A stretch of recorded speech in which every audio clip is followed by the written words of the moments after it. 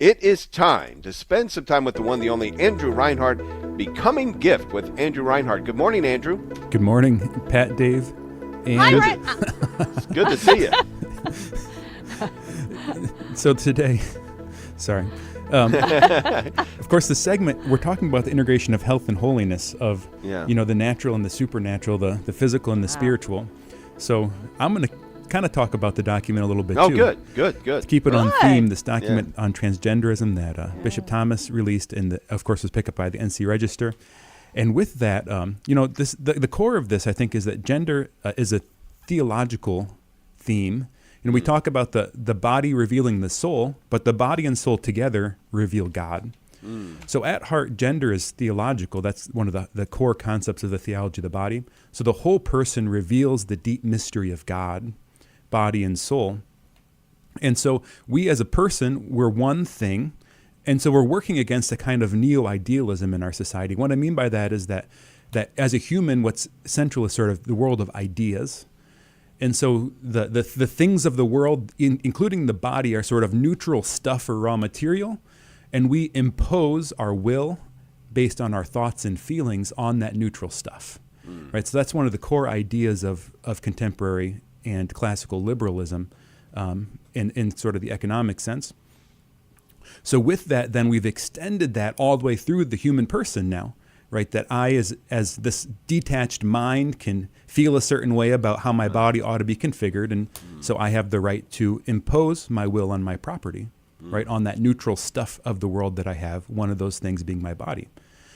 But the antidote to this is what I wanted to talk about, is an incarnational spirituality, right? That we as a person, body, and soul aren't just integrated by being together, we're integrated by a higher principle, and that's the divine, by seeking the divine. And I want to tie a bow on the theme that I've been running through the last few weeks of pilgrimage, right? Because we just got off our 15th anniversary pilgrimage to Poland, the 15th anniversary of Annunciation Radio. And of course, our wonderful bishop just led a pilgrimage this last Sunday for the Jubilee of Hope, to the special sites around our diocese set aside for this great Jubilee year. So this act of pilgrimage is a form of incarnational spirituality. We're bringing the body, we're bringing our whole person, but we're directing our whole person toward God, right? And so we're being ordered and we're being healed and we're being renewed by this. What's so important about a pilgrimage? Last week I talked a little bit about the history of pilgrimage and how it was, in a sense, connected to crusading. And this how do we sort of bring the body? So I want to talk about it a little more theologically today. That pilgrimage is an act of love, it's an act of worship, and it's an act of asceticism. Bishop Thomas, of course, always does his teachings in threes, so I do this in honor of him. I'll give you a triptych on pilgrimage today. So first, pilgrimage is an act of love. We as human people, body and soul, it's important to make gestures. If you've ever been in a relationship, you know this. It's important to make a gesture toward other people, that you don't just feel a certain way and, I really love you, but you make gestures of love to express that interior feeling toward the other person. And your body reveals your heart, but it also leads your heart. Meaning there's a bit of a loop effect, that we express what's inside of us by what we do, but then what we do also transforms what's inside of us. So this can go either way. It can be sort of a downhill in the wrong direction, or it can be momentum in the right direction. So you wake up and you don't feel like praying or exercising, and so you don't. So that means the next day you feel like doing it even less. Right. Or the opposite's true, that you wake up and, you want to do your morning routine, and so you do it. So the next day it's even more reinforced in us.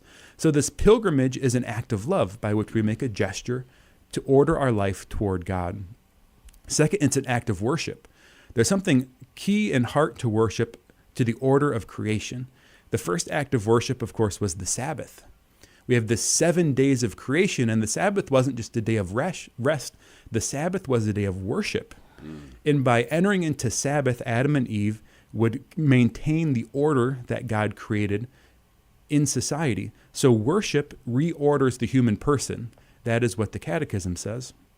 So by making liturgy in our life, we're reordering our life. And so pilgrimage is also an act of worship by which we bring the body.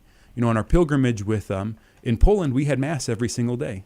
Right. And we had morning prayer every single day. And when we were able to together, we prayed the Rosary or prayed the Divine Mercy Chaplet.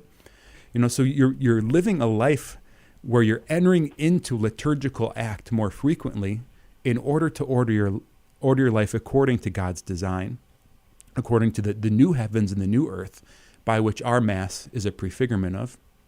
And then finally, pilgrimage is an act of asceticism. This idea of asceticism, I think, is one of the least well understood ideas in our church. One of the ways to understand it is by understanding the three effects of sin.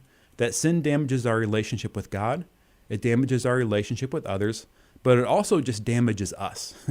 It damages our human nature, by which our then nature needs to be healed. So we go to confession, and that act of receiving reconciliation, it restores our relationship with God and with the church.